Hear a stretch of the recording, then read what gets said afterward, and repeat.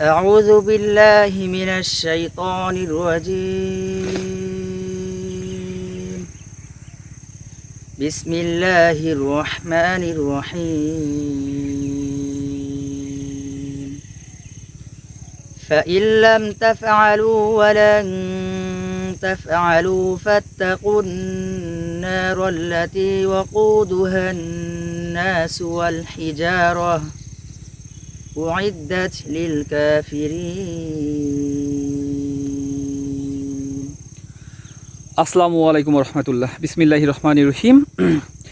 আল্লাহ তাআলা সূরা বাকারার 24 নম্বর আয়াতে বলেছেন, অতএব যদি তোমরা তা না করো আর কখনো তা করবে না, তাহলে আগুনকে ভয় করো যার জ্বালানি হবে মানুষ ও পাথর, যা প্রস্তুত করা হয়েছে কাফিরদের জন্য।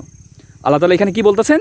আল্লাহ তাআলা বলতেছেন যে অতএব যদি তোমরা তা না করো, কি না করো এটা দেখার জন্য আপনি সূরা বাকারার 23 নম্বর আয়াতটা একটু দেখতে হবে। এখানে আল্লাহ তাআলা বলেছেন যে আমি আমার বান্দার উপরে যা নাজিল করেছি, মানে রাসূল সাল্লাল্লাহু আলাইহি ওয়াসাল্লামের উপরে যে আল্লাহ তাআলা কুরআন নাজিল করেছে, সে সম্পর্কে তোমরা যদি সন্দেহে থাকো, তাহলে তার মতো মানে আল্লাহর মতো একটা সূরা নিয়ে আসো, আর আল্লাহ ব্যতীত তোমাদের যে সাক্ষীসমূহ তাদেরকে ডাকো, যদি তোমরা সত্যবাদী হও।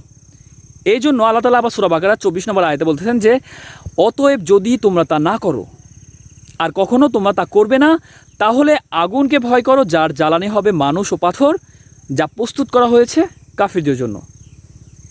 আল্লাহ তাআলা আমাদের সবাইকে বোঝার মতো তৌফিক দান করুক এবং আল্লাহ রাসূলের মাধ্যমে যা কিছু আমাদের কাছে পাঠিয়েছে তা গ্রহণ করা এবং তারপরে আমল করার তৌফিক দান করুক।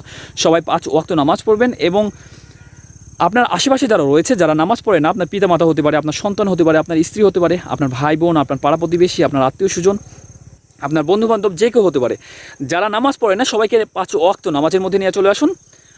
আর এর প্রতিদান অবশ্যই একদিন আপনি পাবেন আল্লাহর কাছ থেকে, যেদিন আপনি আল্লাহর সামনে দাঁড়াবেন। আর আমরা সবাই এই পৃথিবীতে আল্লাহর কাছ থেকে আসছি, আবার আল্লাহর কাছেই ফিরে যাব। তো আল্লাহর কাছে ফিরে যাওয়ার প্রিপারেশন নেন, আল্লাহর সামনে দাঁড়ানোর প্রিপারেশন নেন এবং আল্লাহর সামনে জবাবদিহিতার প্রিপারেশন নেন। হে আল্লাহ আমাদের সবাইকে বোঝার মতো তৌফিক দান করুন।